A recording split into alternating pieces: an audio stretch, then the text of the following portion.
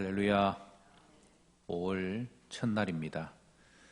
주의 은혜로 코로나19가 5월 달에는 완전히 극복되어지는 이 한 달 되기를 소망합니다. 이 5월 한 달 우리 성도들의 생업과 가정에 놀라우신 하나님의 평강과 위로와 은혜가 넘치시기를 주의 이름으로 축복합니다. 먼저 광고를 좀 드리겠습니다.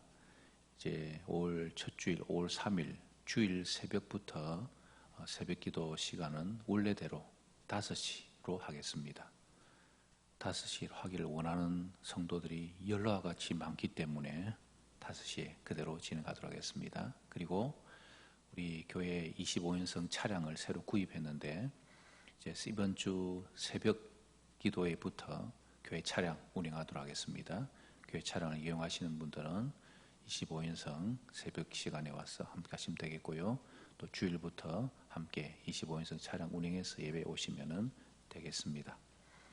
오늘은 우리 시편 1편의 말씀을 함께 살펴보도록 하겠습니다. 시편 1편은 우리가 잘 아는 것처럼 복 있는 사람에 대해서 말씀을 하고 있습니다. 근데 이 시편 1편에서 복이란 것이 무엇이냐라는 것입니다. 복은 한마디로 말하면 하나님을 자신을 가리키는 것입니다. 하나님께서 그 자신을 사람에게 주셔서 하나님을 내 안에 갖고 있는 자, 그래서 하나님의 의를 소유한 자가 성경에서 말씀하고 있는 복이 있는 자다라는 것을 꼭 기억하시면 되겠습니다.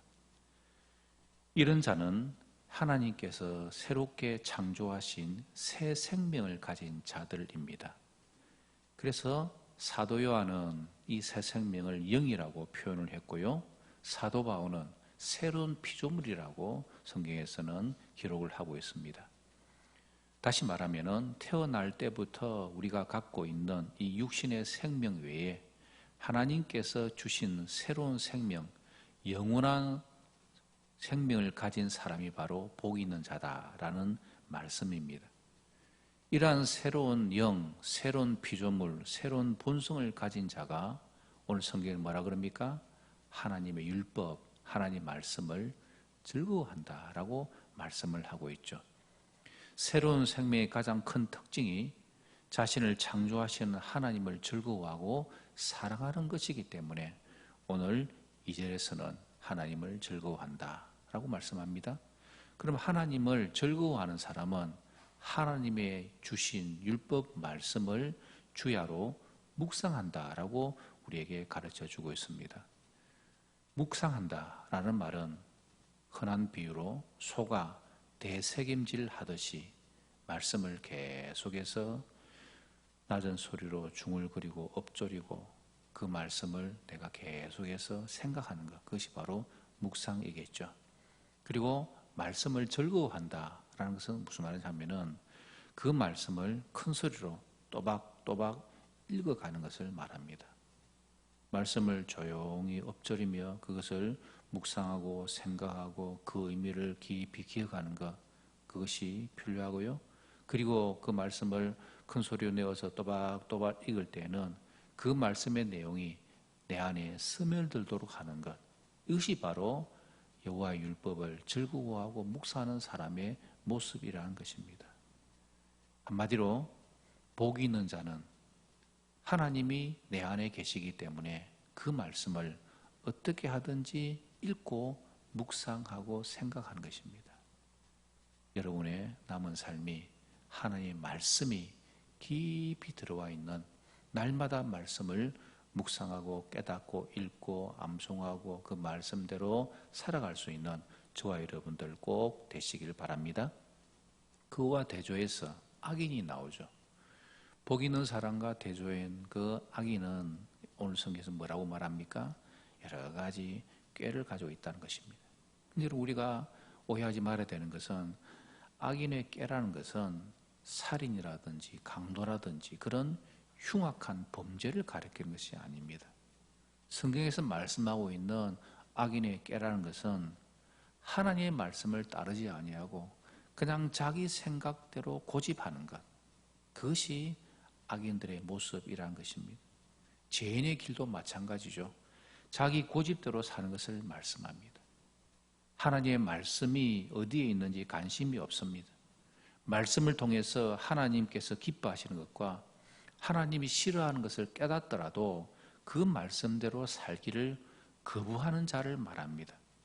내 생각, 자기 고집, 그것이 이미 확고하게 자리 잡고 있을 때에 이런 일이 일어나게 되는 거죠. 말씀을 거부하고 그냥 내 고집대로 사는 것, 이것이 악인이라는 것입니다.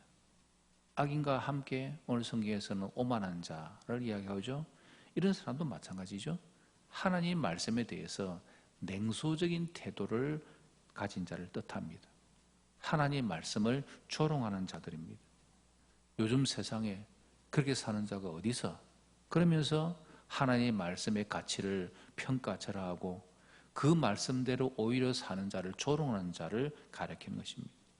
성경에서 말하는 악인이나 죄인이나 오만한 자가 흉악한 범죄를 저지른 자가 아니라는 것을 우리는 다시 한번 꼭 기억해야 합니다. 하나님 말씀대로 살지 않고 내 생각대로 살기를 고집하는 자. 여러분, 우리도 얼마든지 이렇게 될 수 있다는 것이 참 두려운 것입니다. 늘 우리가 복 있는 자로서, 하나님을 내 마음에 모신 자로서 말씀대로 내 고집이 아니라 주의 뜻대로 살아갈 수 있는 저와 여러분들이 되셔야겠습니다.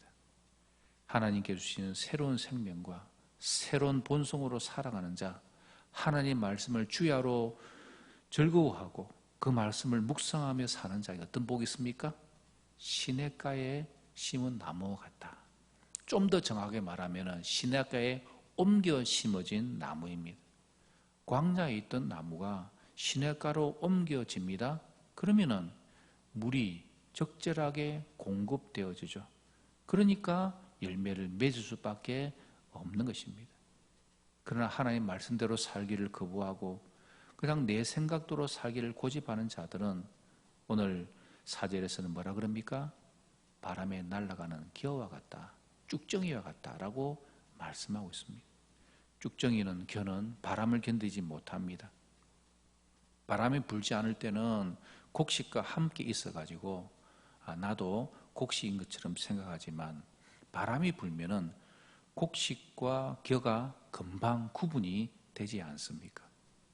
겨는 그렇게 바람에 날려가서 사라져 버린 것입니다. 이것이 오늘 성경에서는 심판이라고 말씀하고 있습니다. 여러분, 코로나19의 바람이 한국교회에 불었습니다. 그랬더니 겨 같은 성도들은 꼭 날아가 버릴 것입니다. 우리 교회와 성도들은 이 코로나19의 바람을 반드시 이기고 승리하는 우리 성도들, 진짜 알곡 같은 성도들 다 되시길 바랍니다. 말씀을 거부하고 자기 고집대로 살아가면은 의인의 모임에 들지 못합니다. 이들은 이 땅에서 하나님께서 주신 새로운 생명을 공급받지 못했기 때문에 육신의 생명으로 살아가는 자들입니다.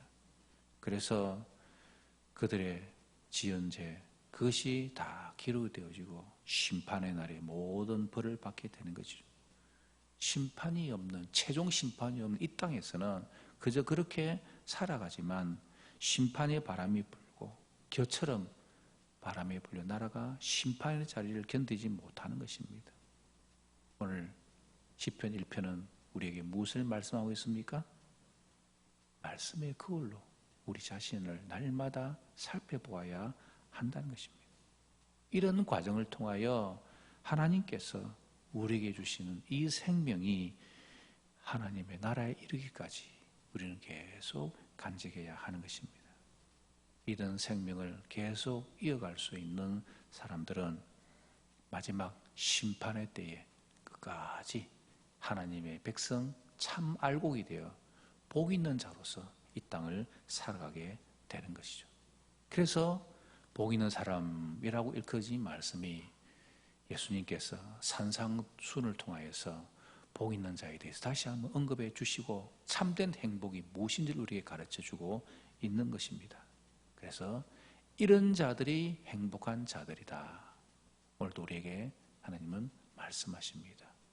사랑하는 우리 모든 성도들이 하나님 보시기에 복 있는 자들이 되셔서 행복한 성도로서 남은 생에 승리하시는 우리 영교회와 성도들 되시기를 주님 이름으로 축복합니다.